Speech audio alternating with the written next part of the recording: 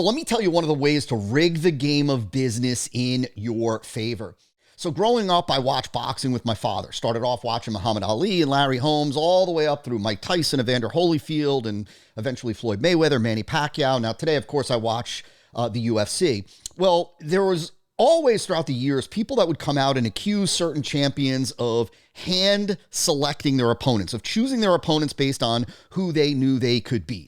Yeah, that's what a smart combat athlete does who wants to have success and longevity in their career. Now, look, we could sit here and we can talk about and make an argument for, who's the biggest and toughest warrior who's willing to put themselves on the line and willing to experience defeat to test themselves. That's not what I'm talking about here. What I'm talking about are the combat athletes that are in it as a business for success and longevity. The smart thing to do is to hand pick opponents. In other words, to choose opponents that you have a greater likelihood of beating, a greater likelihood of winning. And that's the same thing that you get to do as an entrepreneur with your business. What you want to do is you want to pick and choose the games that you can win. You want to play a game of business that you can win. And so what do I mean by that? Well, in this context, I'm talking about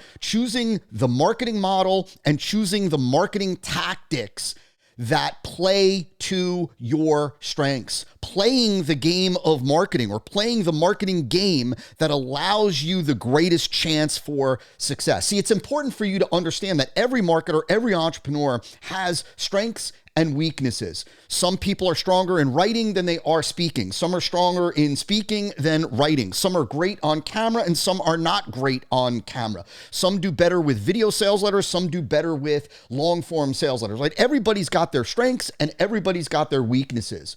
Well, what you don't want to do is you don't want to merely look at your marketplace and look at what others are doing and then model their same approach. Why? Because a marketing model and a set of marketing tactics might be wildly effective for one marketer, one entrepreneur, because that marketing model and those tactics play to that marketer's strengths.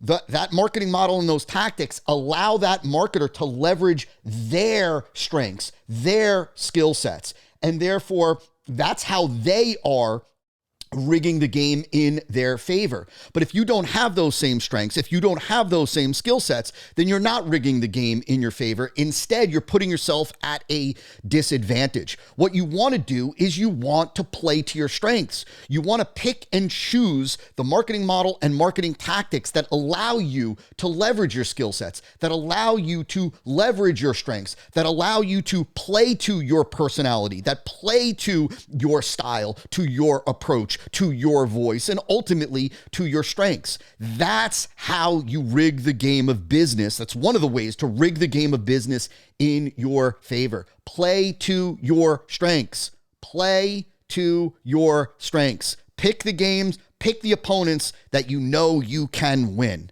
Make sense?